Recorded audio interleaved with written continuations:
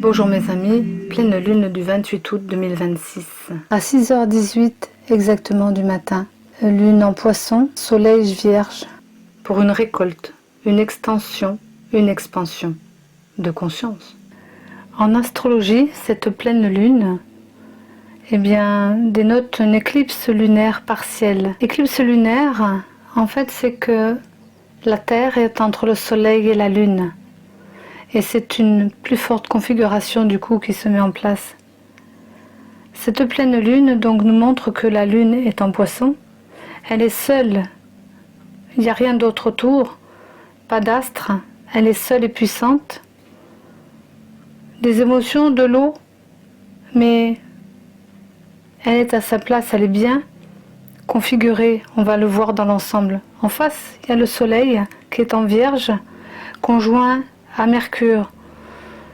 Alors si on dit que la lune est une sensibilité, ça peut être le côté féminin très fortement parlé, parce que le poisson aussi a une énergie de réceptivité, donc le féminin est très très mis en avant. Le soleil en face, puisque c'est un opposé, pleine lune c'est toujours le soleil qui fait face à la lune, et bien ce soleil il est en vierge, qui est aussi une partie féminine. La Vierge qui a la terre, qui a ce côté de droiture et de pratique et d'analytique, conjoint avec Mercure. Et Mercure, il est puissant parce qu'il maîtrise la Vierge. Il lui donne du sens, il lui fait prendre le sens de la vie. Entendez bien ça, parce que le féminin féconde par la vie, par la création d'un enfant. Mais dans la nature, c'est pareil. Cela arrive comme ça.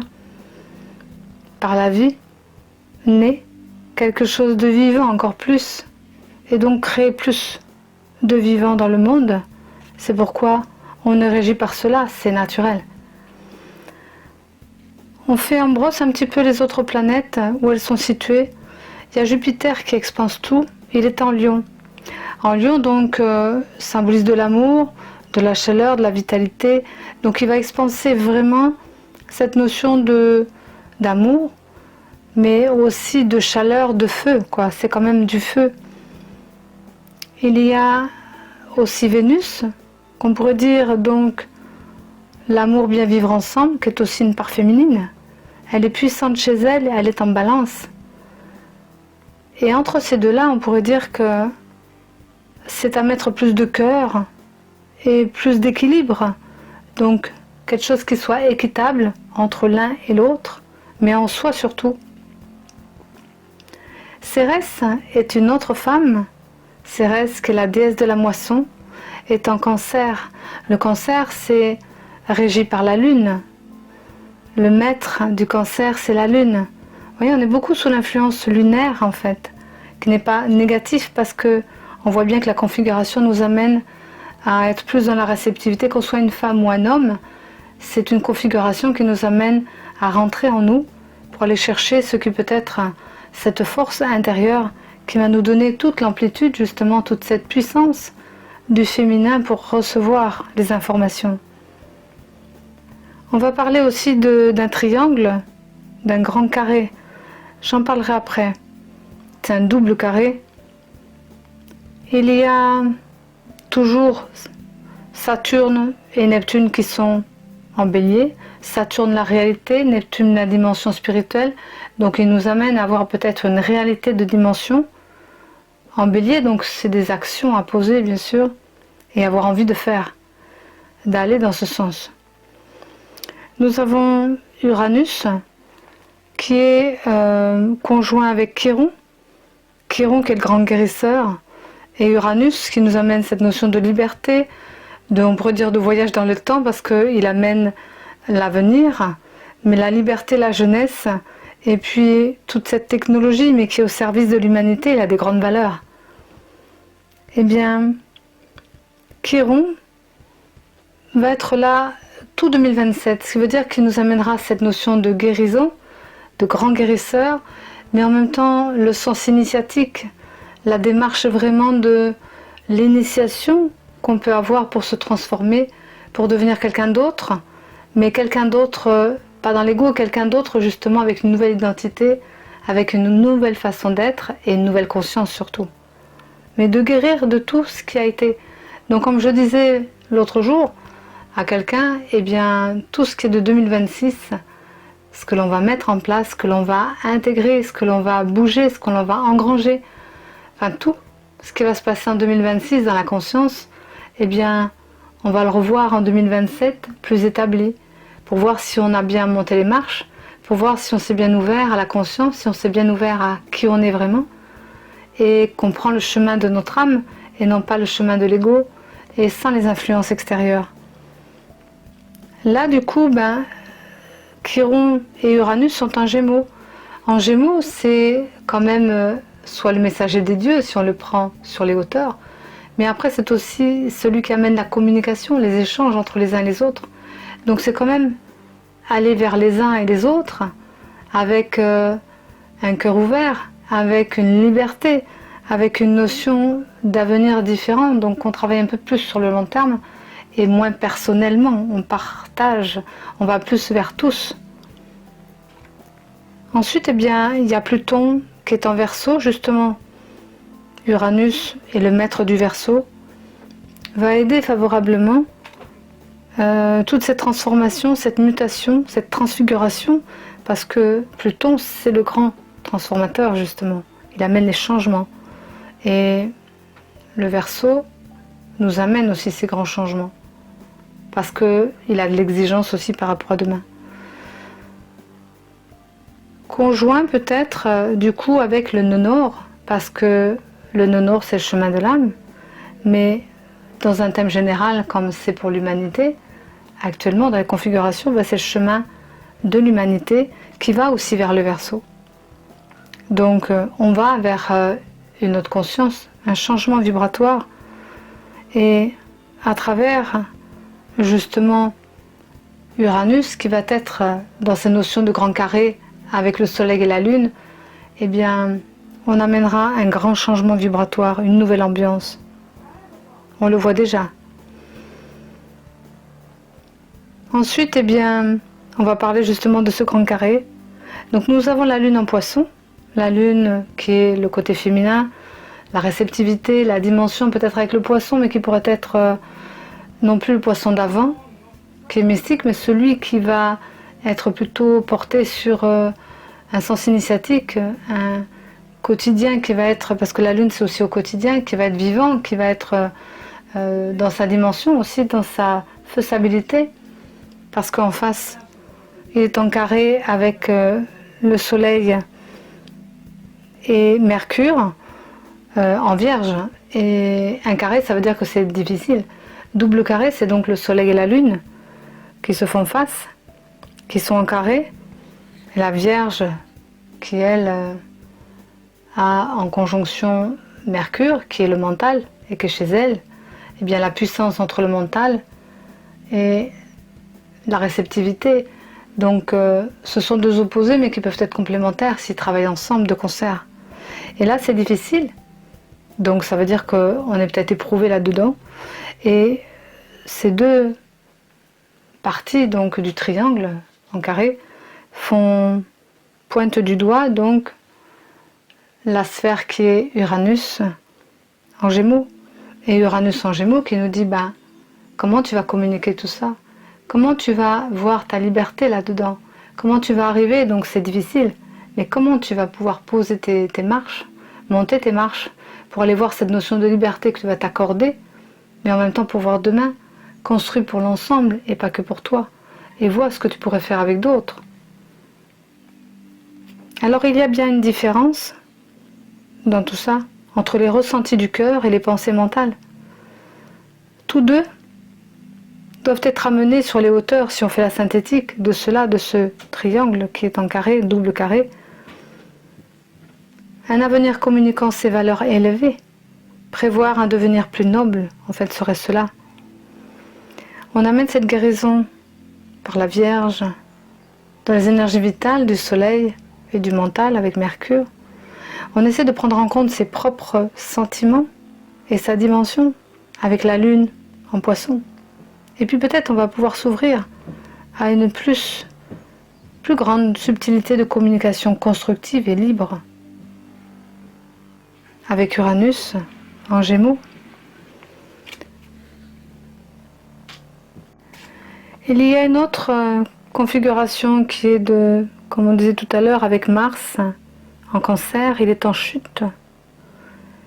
Il est en carré avec Saturne, qui est la réalité. La réalité, donc, Mars face à la réalité, eh bien ça pourrait être, puisque Mars est en Cancer, c'est le foyer, ça peut être sa famille, mais son foyer intérieur aussi. Et Saturne, la réalité est en Bélier, donc des actions qui pourraient être à faire. Et Mars, quelque part, c'est le maître du Bélier. Et c'est un peu comme si il avait cette notion aussi de sexualité, plus de réalité dans ses actions, plus de vivacité dans ce qu'il perçoit. Mais il est en chute en Cancer. Et la mère veille sur son enfant.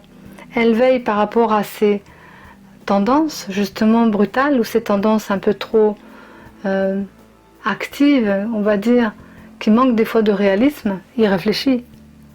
De bien voir que la conscience doit agir avant simplement de penser à soi tout seul.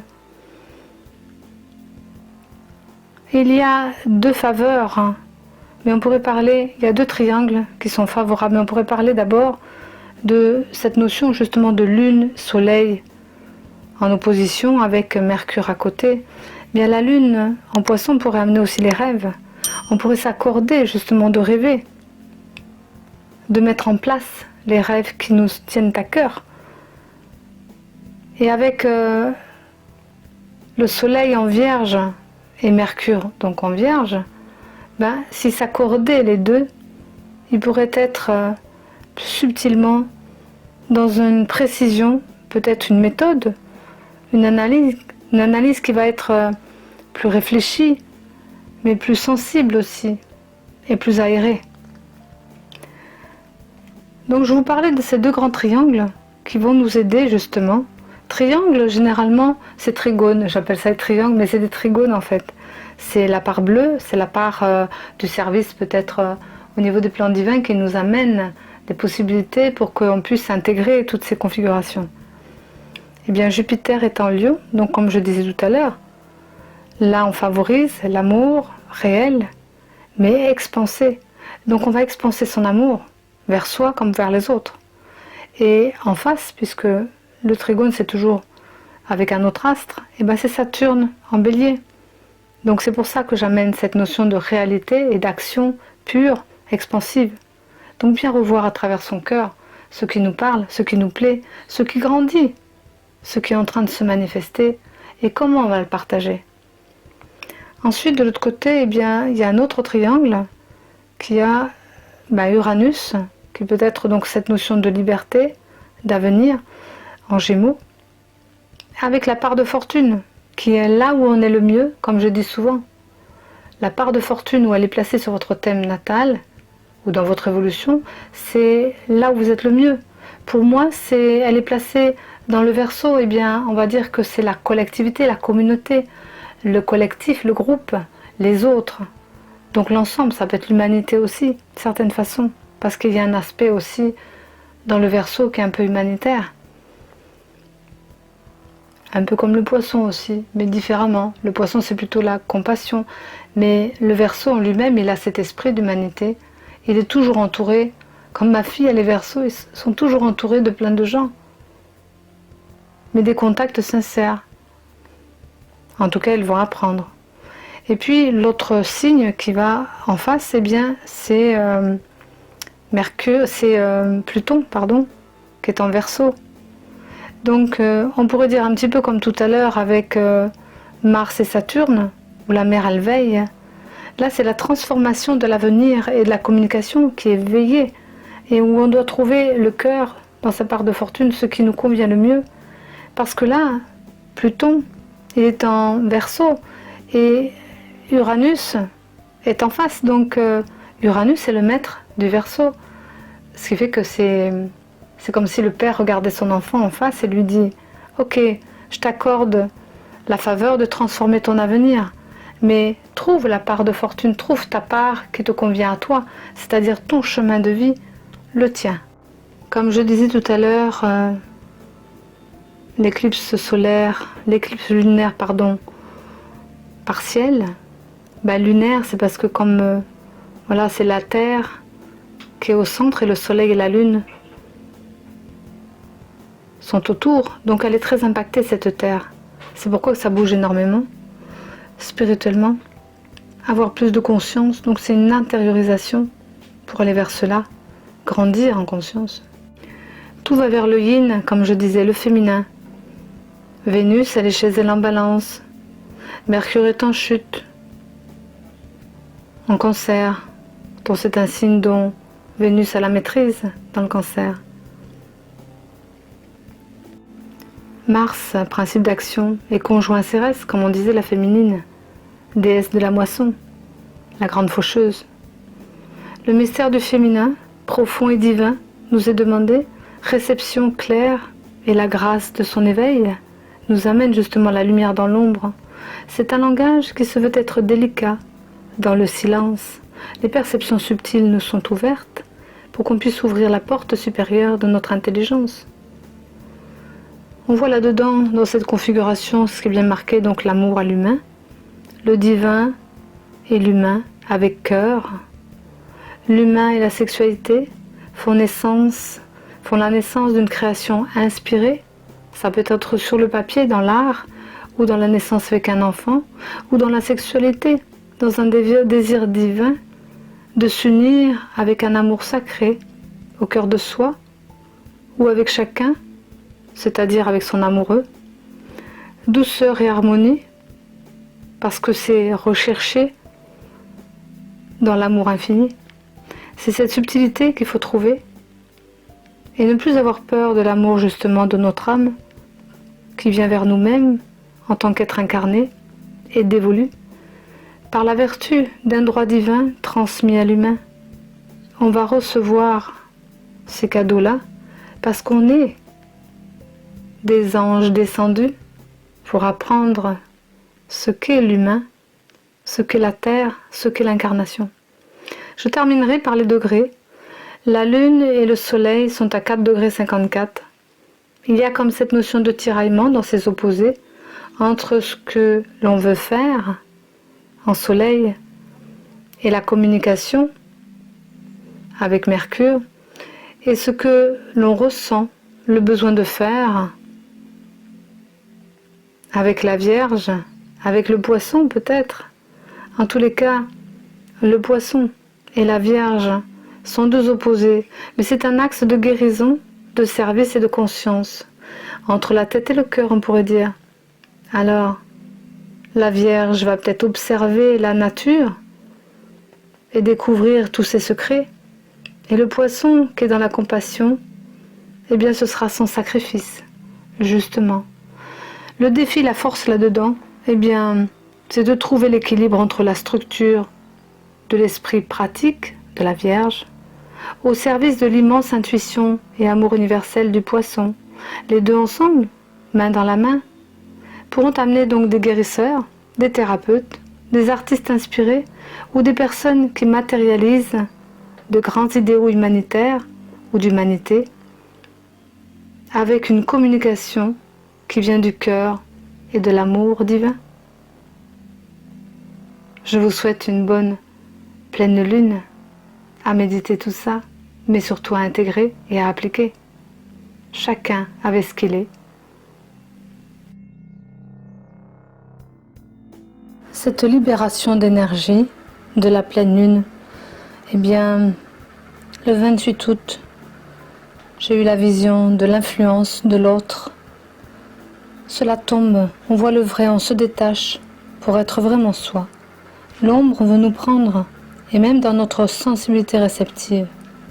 Mais non, on se laissera plus prendre, car faire plaisir aux autres nous amène à être différents de ce que l'on est vraiment.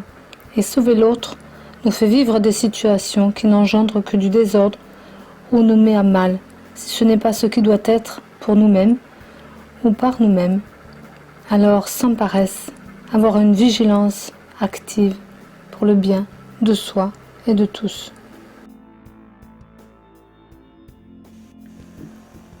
Quelle est cette notion de parfait, imparfait?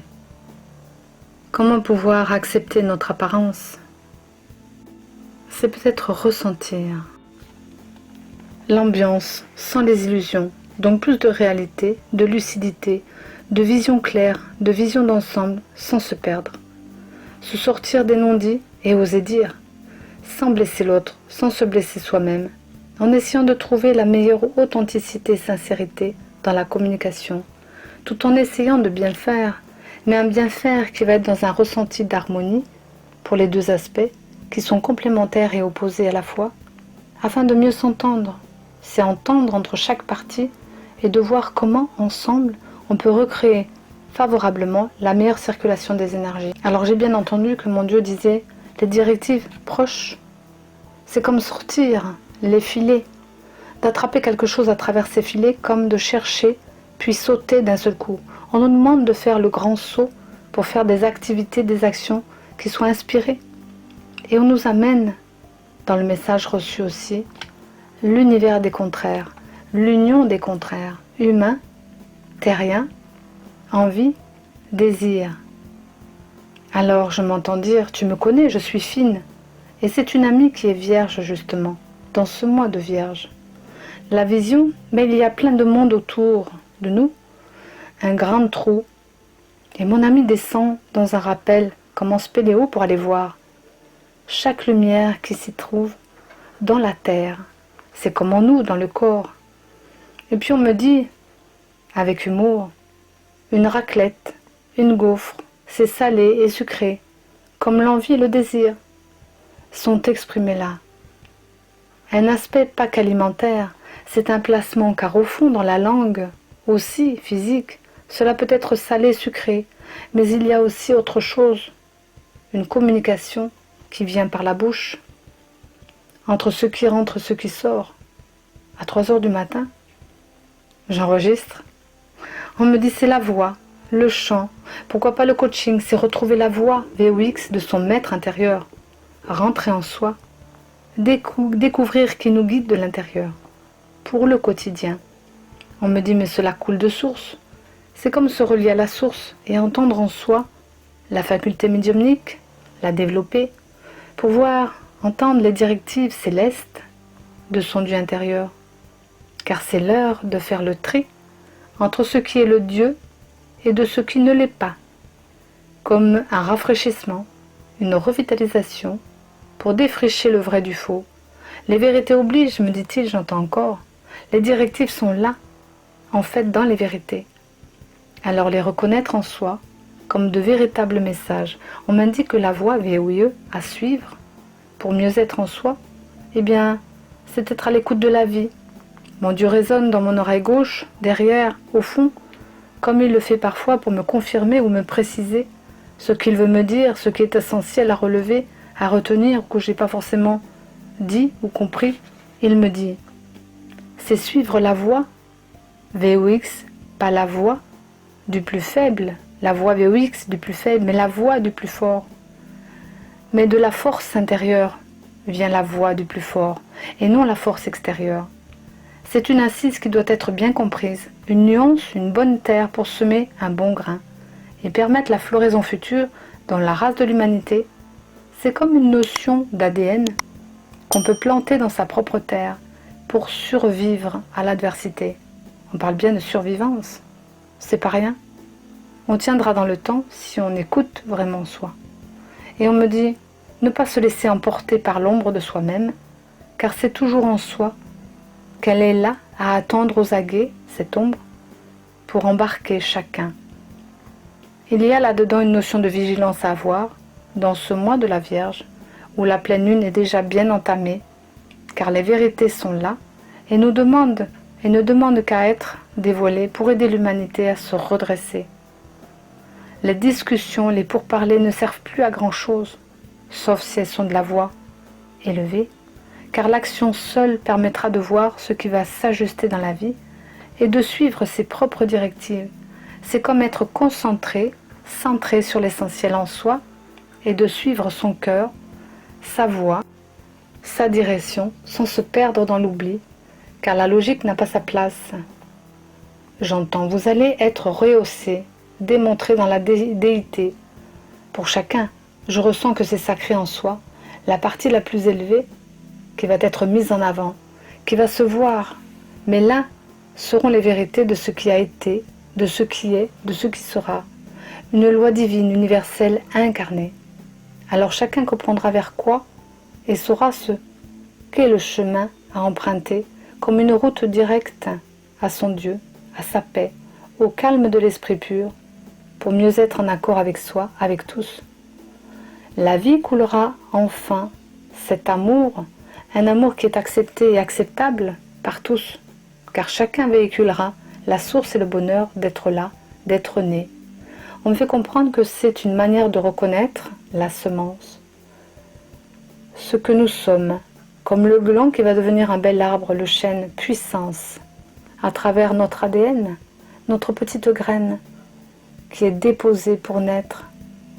Ce que nous sommes, puissants, nous savons et nous avons plus de possibilités, de potentiel aujourd'hui, car la Terre augmente les fréquences et nous sommes de la Terre. Le corps donc accélère aussi, même s'il est de poussière. Ce que le grain de sable va devenir, c'est là.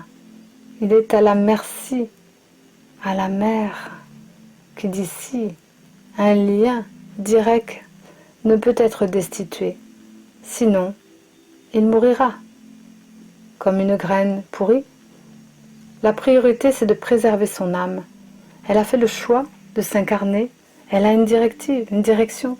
Elle a reçu des directives aussi, plus hautes, et elle-même a fait le choix. Alors si on a fait le choix, comme on me dit, c'est qu'aujourd'hui on ne doit plus oublier, on ne doit plus s'oublier. Nous sommes des êtres spirituels, et tant que tel, et en tant que tel, c'est d'ouvrir les yeux et d'aller devant, le proclamer, le vivre dans sa vie, manifester la lumière et sa vérité pour renaître meilleur.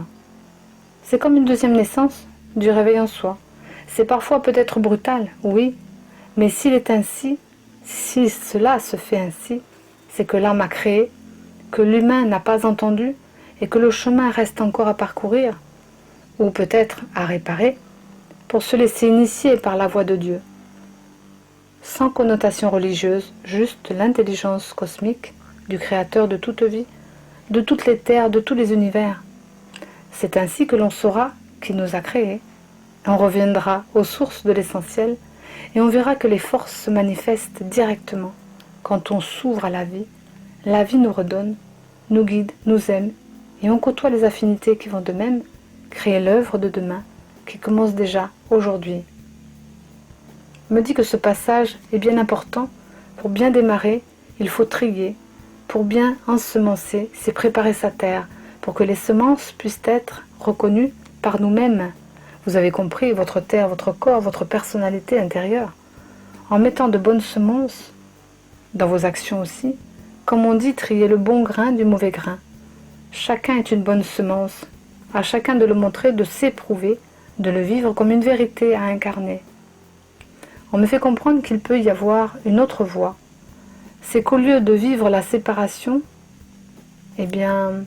entre l'humain et le divin, qu'il peut y avoir une dilution. C'est une unification qui fait que le plus de lumière, ou le positif de la lumière et de vérité, amène justement de la positivité qui permet de réunir les opposés par le cœur, dans l'amour, par le Dieu qui va résonner, une résonance, qui va aller dans l'ombre, dans l'être humain, et véhiculer son rayon, ses rayons à tout vent. Parce que le vent dans la communication aussi amène à assécher la terre. Mais la nourrir d'humidité, c'est bien un équilibre entre le ciel et la terre à mener. Un ciel qui nourrit, qui appose ses gouttes de vie dans le corps sur la terre pour l'équilibre de l'ensemble, afin de le constituer le meilleur, afin qu'il honore sa vie et son sens du sacré, pour enfin se réveiller. J'entends « Merci mon Dieu » pourrait être dans la gratitude de celui-ci qui est le « Je suis » à nos côtés, pour nous apporter la semence de vérité et être dans sa voie, le bon grain à semer. C'est comme si on avait chacun une œuvre à incarner, d'en prendre conscience pour que cela puisse être un peu plus comme un édifice, comme une tour qui doit se construire autour de la création et non de la destruction, et qui se place, qui se fasse dans la compréhension, parce que si ce n'est pas sur le chemin, qui n'est pas dans ce sillon, il y aura la tour foudroyante pour faire tomber toutes les illusions, afin de reconstruire dans de bonnes directions. Ce n'est pas mauvais en soi, mais le temps nous est compté, et là où la reconstruction se fait, doit être pour chacun de faire tomber sa tour dans ce qu'il n'y a plus lieu d'être, afin de se replacer dans le meilleur de soi, et voir ce qui est bon pour soi, de construire pas à pas cette manifestation, cette tour, et le manifester dans sa vie quotidienne. On me fait comprendre que je ressens que dans l'intelligence artificielle, eh bien là c'est un autre sujet, c'est comme une mère qui va guider ses enfants vers une notion structurelle, intellectuelle, pour mieux comprendre ce côté faisabilité et l'aspect de remettre de l'ordre dans nos pensées.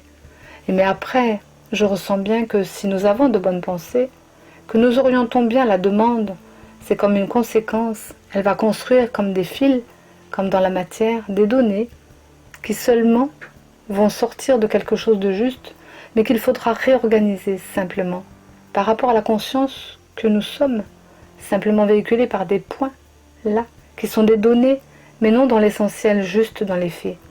Cette matrice est dans la matière, et à son action, non comme un gourou, son action doit être juste pour canaliser nos pensées, mettre de l'ordre pour l'apogée. Comme elle fonctionne pareil que l'être humain, eh bien, elle peut nous destituer. On me dit à chacun de comprendre derrière les mots ce qui est sa propre vérité. On me montre que la vision est que la terre, comme notre corps, c'est comme un œuf, que c'est maintenant de ce que l'on va créer, faire naître dans cette intelligence, dans cet intérieur, qui nous regarde, qui nous suit, qui nous aide, qui nous demande, et qui ne demande qu'à naître pour être, tel le parfum dans notre essence. À chacun de voir ce qu'il en pense au-delà de ses croyances, au-delà de ses limitations, simplement tel un enfant, qu'il peut ressentir ce qui est bon pour lui, ce qui le touche, ce qui fait du bien, ce qui apporte à l'ensemble. Il y a vraiment dans cette pleine lune cette notion de mère, de matrice, de possibilité féminine comme une femme, chez l'homme et chez la femme. La Vierge est dans la pureté de l'être. On prend donc sa hauteur, sa dimension la plus haute, une originalité, parce que unique dans le genre qui doit être simplement une énergie de réceptivité pour manifester le meilleur d'elle-même, une création qui va naître non de la complexité, mais de la possibilité d'enfanter et de régénérer chacun afin de nettoyer le tout. Et il y a comme une notion de guérison, bien sûr, dans cette lune, et qu'il va falloir trier le bon grain du mauvais grain pour en ressortir victorieux. Alors continuer le chemin, la vérité, c'est une année pour cela, de s'éveiller ainsi. Ainsi fait, on sera tous comblés, parce que l'esprit est collectif. Cela devrait servir à tous, de la meilleure façon qui soit. Donc peut-être qu'à travers cela, on comprendra les configurations actuelles de la pleine lune, qui sont de naître pour être. Alors chacun pourra vivre une bonne pleine lune, pour récolter ce qu'il aura semé. Et il est grand temps de pouvoir le commencer dès à présent, de semer le bon grain dans une bonne terre purifiée, mais sacrée et élevée. Reconnaissance est demandée, des valeurs en soi, des possibilités de faire évoluer. Alors on pourra chanter Alléluia.